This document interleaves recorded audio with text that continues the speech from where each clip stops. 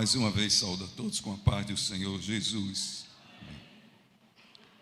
É uma grande alegria, irmãos, estarmos aqui na casa do Senhor. Estamos aqui neste culto de louvor e adoração a Deus, denominado o culto da família. Eu queria que você abrisse sua Bíblia, mais uma vez, no Carta de Paulo aos Colossenses, capítulo 3.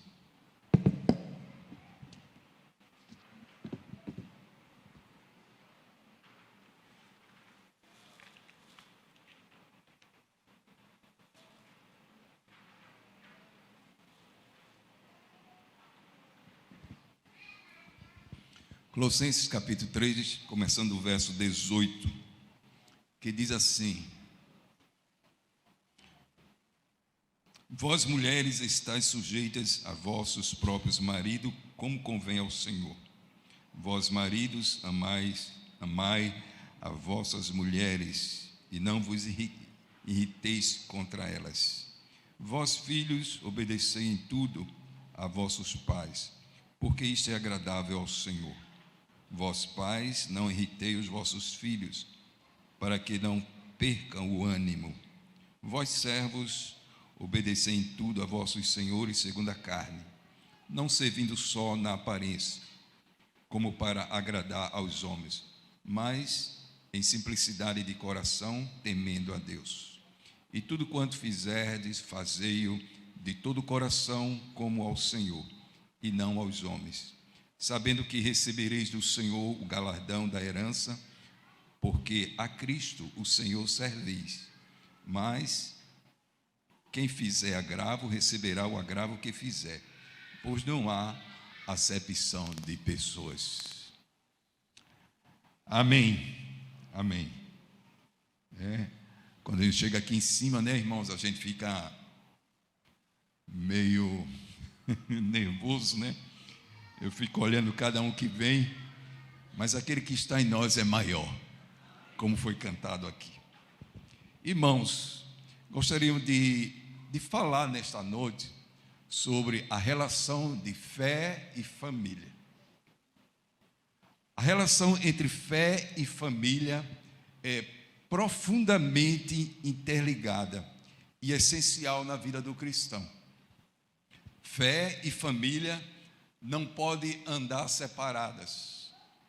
Não adianta crescer na fé cristã sem dar a devida atenção para a família.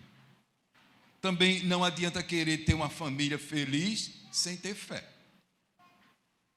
Assim, a fé não é vista apenas como uma prática individual, mas como algo que permeia e fortalece os laços familiares. Em 1 Timóteo, capítulo 5, verso 8, está escrito: Ora, se alguém não tem cuidado dos seus, e especialmente da sua própria casa, tem negado a fé, e é pior do que descrente. Mas o que é esse cuidado que Paulo está falando para Timóteo? Irmãos, é que existem várias dimensões de cuidado familiar. Existe o espiritual, existe o emocional e existe o físico. O cuidado espiritual é a orientação espiritual fundamental, onde os pais têm a oportunidade de transmitir aos seus filhos valores e crenças, fortalecendo os laços familiares, aprofundando assim a relação com Deus. O cuidado espiritual, nós temos um exemplo aqui em Deuteronômio 6, que diz assim: Estas palavras que hoje te ordeno estarão no teu coração, tu as inculcarás a teus filhos, e delas falarás assentado em tua casa, e andando pelo caminho, e ao deitar-te e ao levantar-te. O texto está dizendo que os pais não só deveriam professar a própria fé em Deus, mas deveria inculcá-las nos filhos. O cuidado emocional, ele é demonstrado pela apreciação e o carinho entre os cônjuges e entre os pais e para com os filhos, seguindo o exemplo do amor de Deus demonstrado por seus filhos. E aí a gente vê uma demonstração do próprio pai, né, para com o filho, né, Jesus Cristo, quando ele diz assim, na hora em que ele estava sendo batizado por João, o pai fala naquele momento dizendo: tu és o meu filho amado, em quem me comprazo, em quem tenho alegria, em quem tenho prazer. Palavras do pai ao filho. O cuidado físico é basicamente o trazer para casa suprimento de que a família necessita, como prover um teto, roupas, comida à mesa, mas sempre dentro do contexto que também valoriza os aspectos espirituais e emocionais. Como está escrito no Salmo 128, do trabalho de tuas mãos comerás, feliz serás e tudo te irá bem. Portanto, irmão, quando nós lemos acerca do cuidado de que Paulo está falando a Timóteo, né, esse cuidado ele tem uma forma bem abrangente, isto é, em todas as áreas, não é só na questão material, não é só na questão física. Bom, feita essa introdução, vamos passar às considerações. Em primeiro lugar, fé e família são dois assuntos interligados, como já dissemos. As Sagradas Escrituras nos revelam que, se alguém não cuida da sua família, nega a sua fé. Bem, muitos cristãos têm separado uma coisa da outra, fé e família, achando que pode viver bem a sua fé para com Deus, apesar de estarem descuidados ou mesmo maltratando a sua família. Mas um assunto está profundamente, eu quero frisar isso, está profundamente ligado ao outro. Existe muita gente hoje em dia nas igrejas que louvam e adoram a Deus nos cultos, mas ao mesmo tempo negam ao Senhor quando comete pecado em casa. Quando comete pecado em casa, né? Essa divisão em relação à fé e família nos rouba muito, irmãos, da nossa relação com Deus. Rouba muito. Por isso é tempo de compreender que estes assuntos são inseparáveis, eles estão ligados, que o descuido de uma área acaba atingindo a outra área. Por exemplo, existem alguns homens que se importam tanto, mas tanto com o seu trabalho, que a sua relação com Deus, que prejudica a sua relação com Deus e a família, ou que esquece a sua relação com Deus e a família.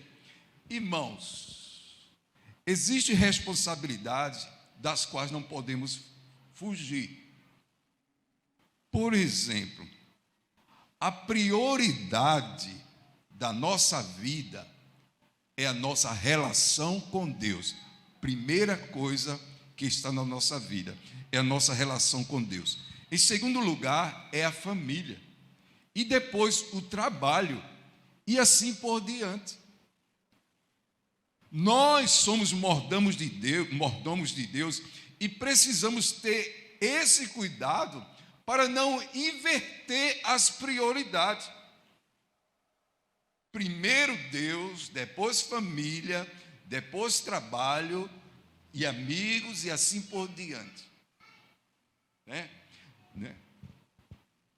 Se não estivermos atentos com isso, nós incorremos naquela coisa. Não, então nunca vai orar, nunca vai ler a Bíblia, nunca vai dar atenção à família, nunca vai estar atento ao crescimento e o desenvolvimento dos filhos, nunca se congregar.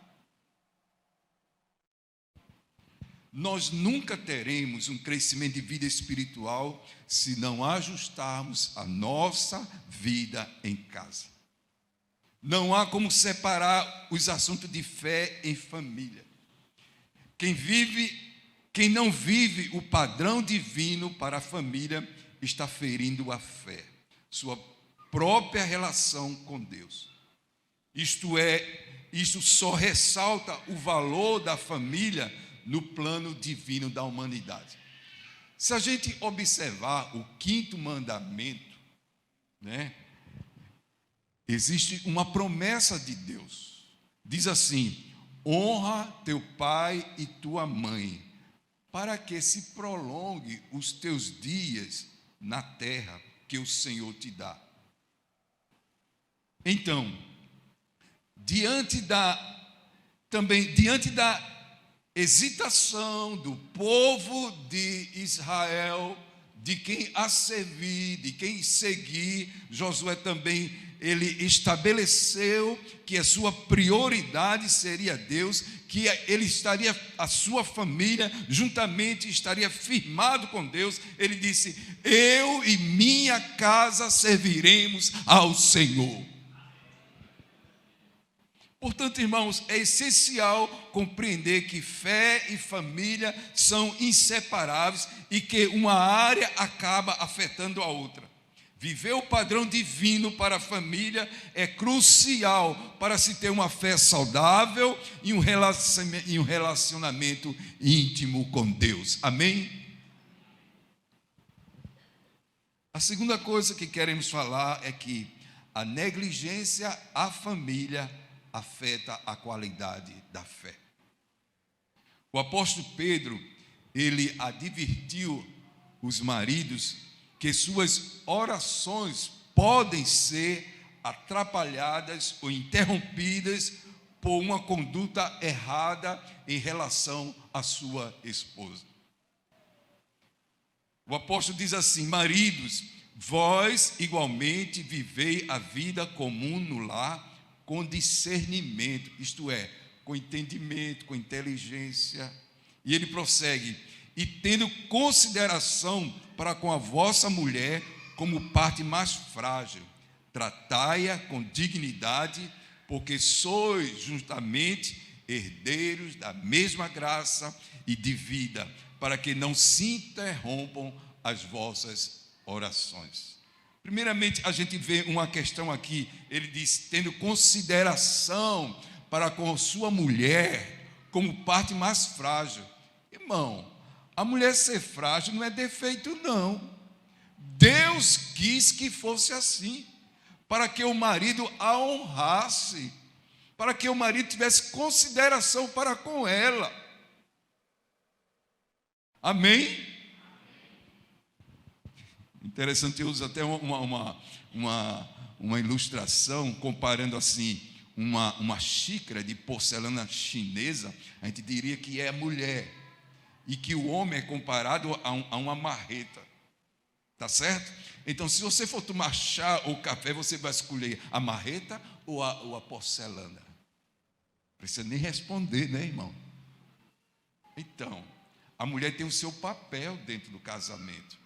É por isso que Deus a fez assim, como vaso mais frágil, para ser honrada, para ser bem considerada.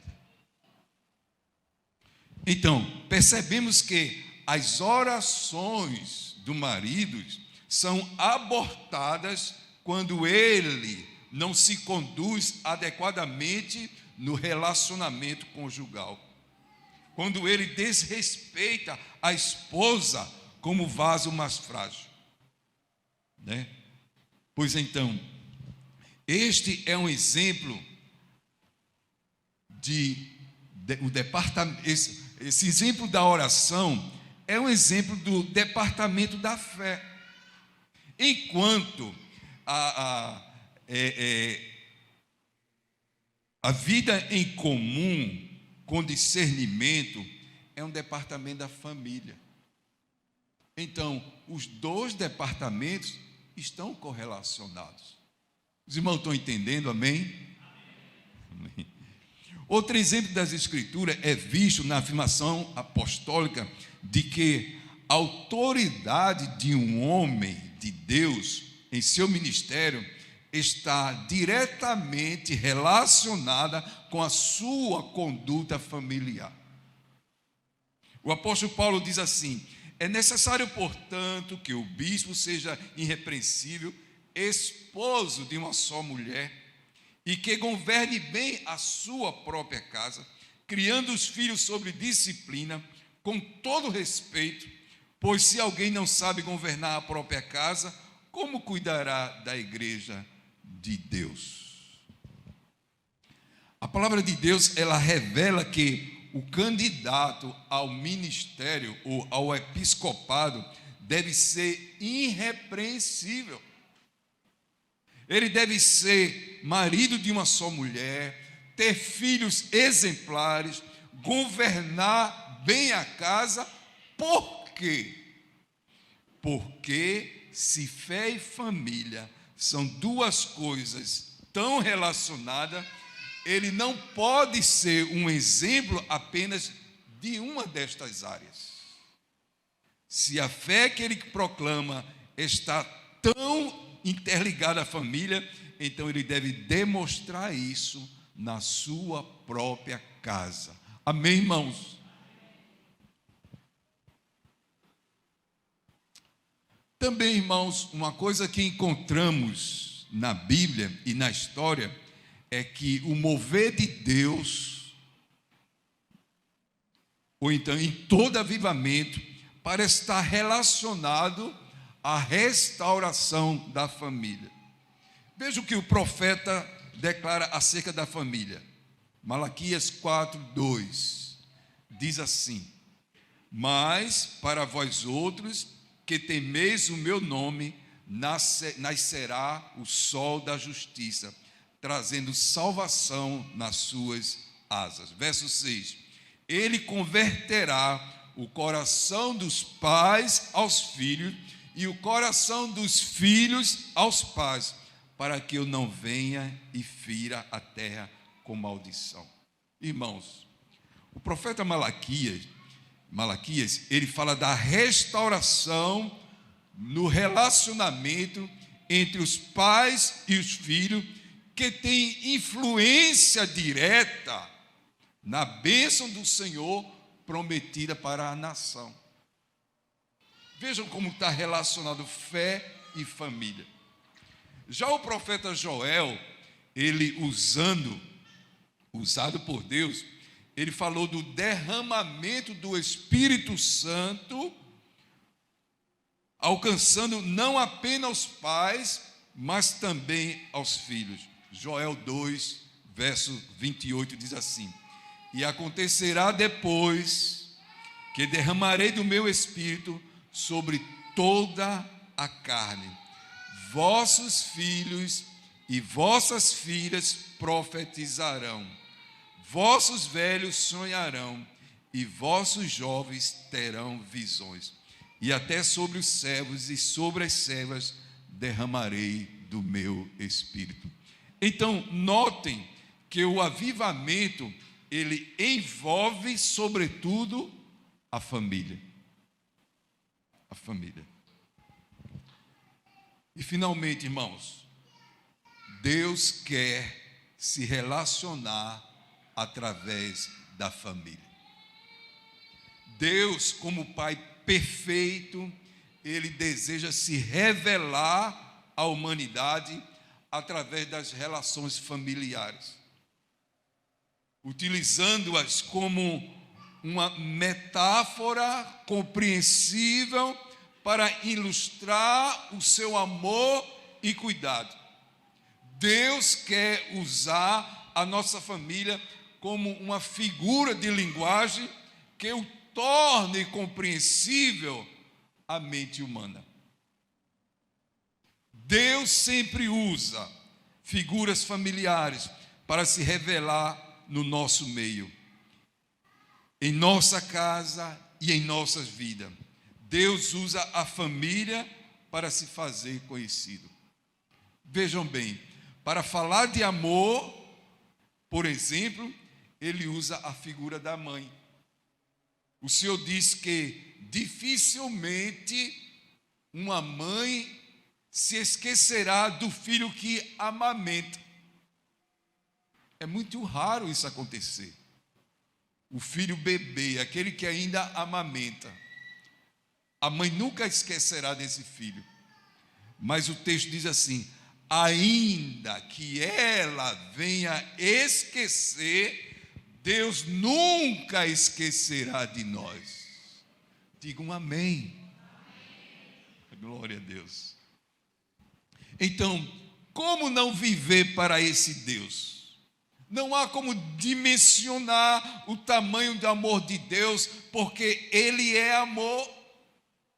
Essa intensidade do amor de mãe é a maior forma de amor conhecido na humanidade. Mas ainda assim, o amor de Deus supera isto tudo. A nossa expectativa deve estar em Deus. E então, como não viver uma vida íntegra diante de tamanho amor? A família, ela foi baseada na Trindade. Quer ver um perfeito exemplo de unidade entre marido e mulher? Olha para Deus, o Deus trino e uno, né? Olha para Deus, que Ele é um, mas subsiste em três pessoas. Você quer um exemplo de um bom pai? Olha para Deus. Você quer um bom exemplo de um filho? Olhe para Jesus. A Trindade veio antes da família, antes que existisse a família terrena, já existia a família Trindade. A família não é importante apenas para ser uma instituição divina, mas também por transmitir à humanidade a revelação mais profunda de quem é Deus, principalmente para o mundo. A revelação de quem é, do seu amor, de que Ele é Pai. Muitos lá fora, irmãos, têm Deus como um carrasco, como um velhinho que só faz cobrar e castigar. Esse não é Deus. Não é o Deus que nós estamos falando. Não é o Deus que servimos. Interessante que nos evangelhos fala de uma situação em que o diabo tenta denegrir a imagem de Deus diante do Filho Jesus Cristo. Ele diz: se és filho de Deus, manda que essas pedras se transformem em pães. Como se o pai não estivesse cuidando, nem provendo as necessidades dos filhos.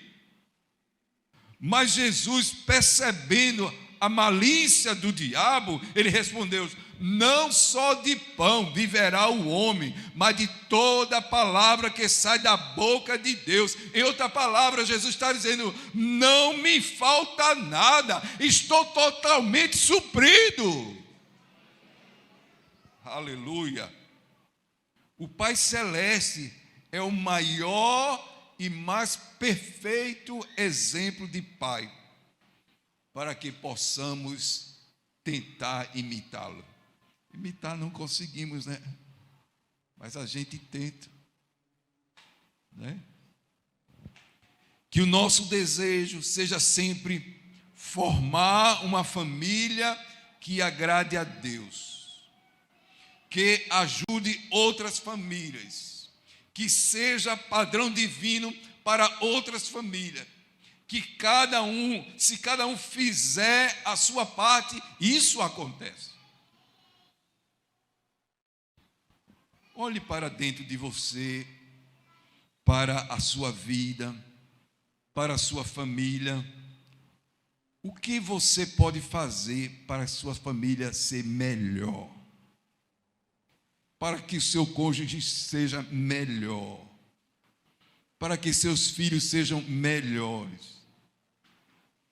Muitas vezes a gente fica criticando e cobrando dos outros membros, Na verdade, a gente deve fazer primeiro. A gente deve amar primeiro, a gente deve tratar bem primeiro.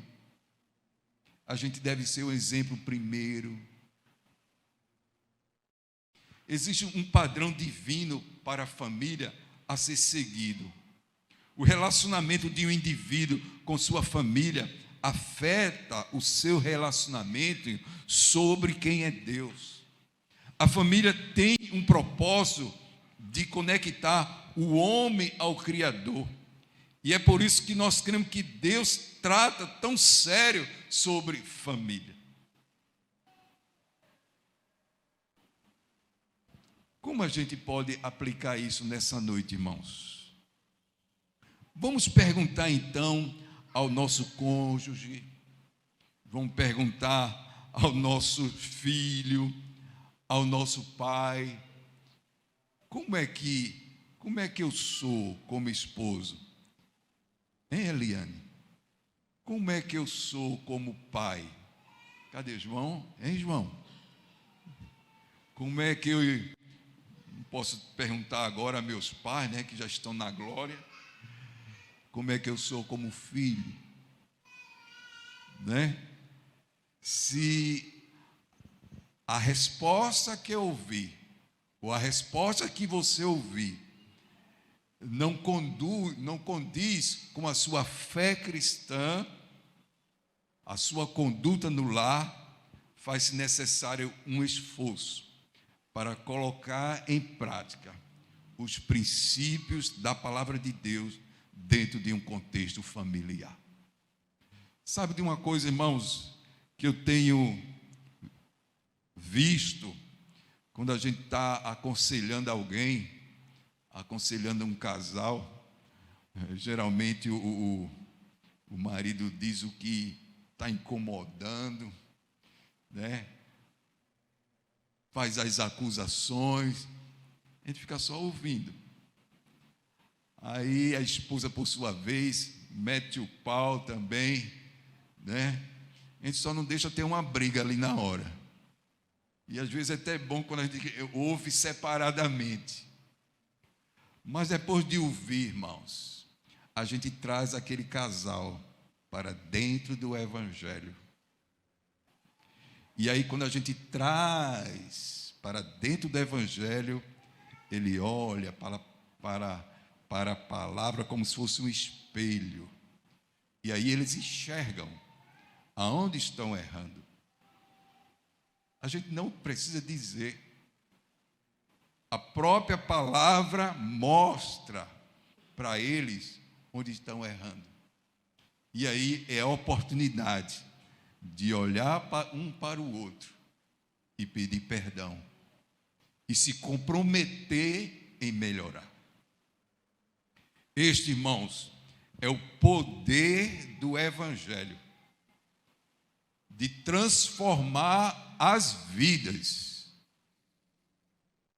de curar as vidas,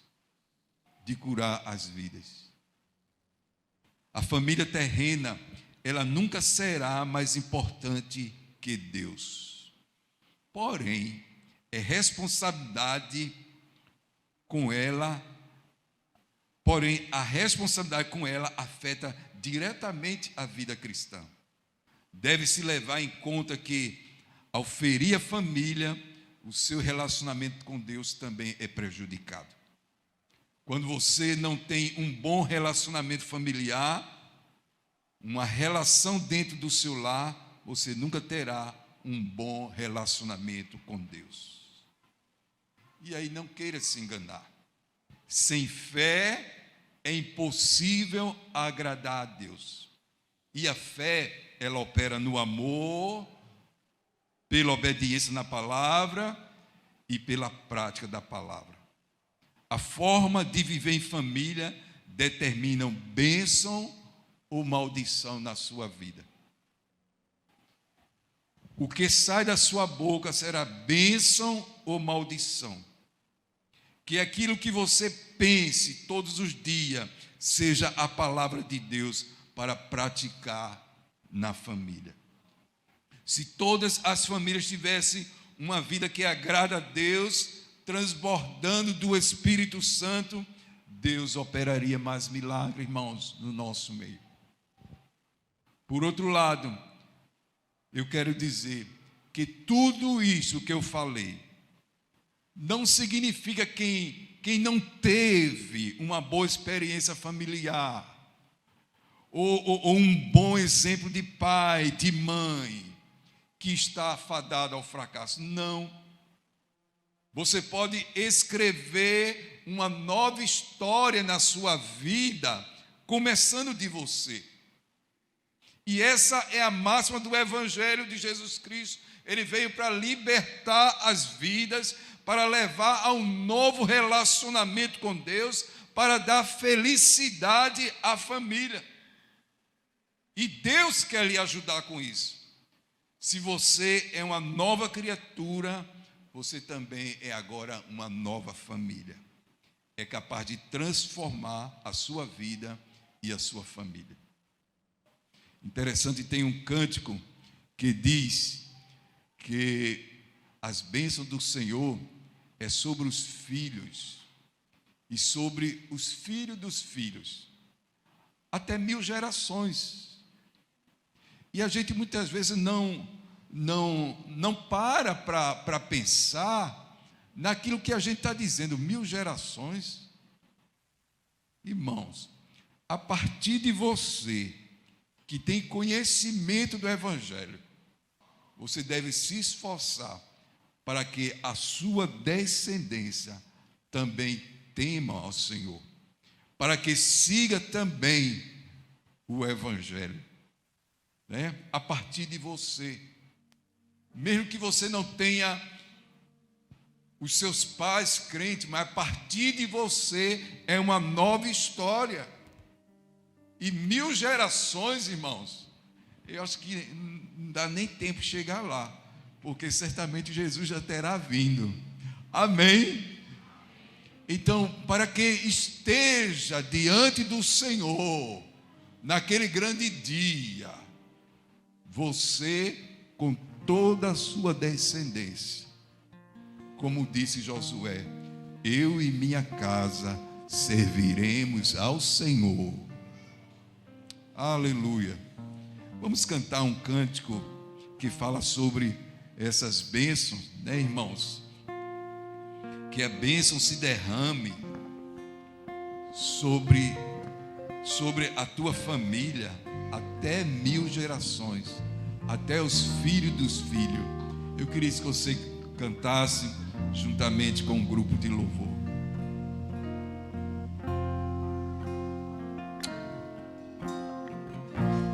Que o Senhor te abençoe e faça brilhar seu rosto em ti, te conceda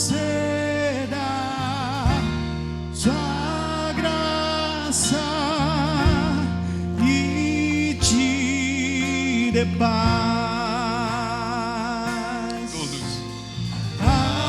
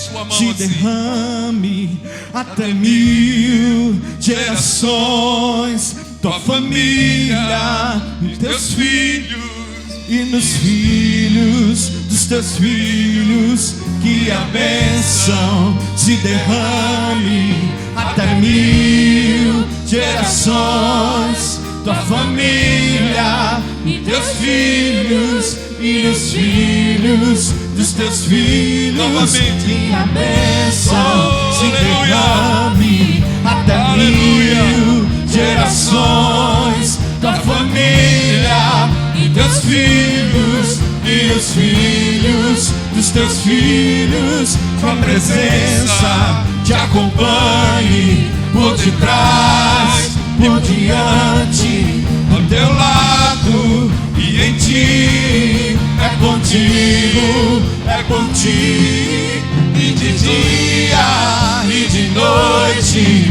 tua entrada e saída, teu riso e teu choro. É contigo, é contigo, é contigo, aleluia, é contigo, é contigo, é contigo, é aleluia, contigo, é contigo, é contigo.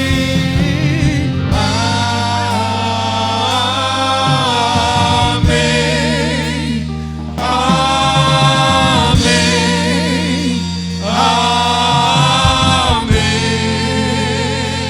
ó Senhor Deus, autor, criador da família, de todo o gênero humano, nos fizeste, Senhor, a tua própria imagem. Foi tu que instituíste a família, Senhor. Deus de amor, Deus de graça, Deus de misericórdia. Havendo o homem pecado, tu proveste os meios para a salvação e libertá-lo da maldição do pecado e do inferno, para viver tão somente para ti mesmo, Senhor. Deus eterno, faz-nos andar segundo a tua luz, faz-nos andar segundo os teus caminhos, Senhor. Que jamais nos afastemos de ti, nem tenhamos o descuidado com a nossa família. Abençoa cada lar, cada família desta igreja, ó Senhor. Abençoa os filhos, abençoa os pais, abençoa, Senhor, os cônjuges. Ó Senhor, em nome de Jesus, esteja o temor de Deus no coração de cada um, para seguir segundo os teus planos, segundo a tua vontade, obedecendo os teus mandamentos, Senhor.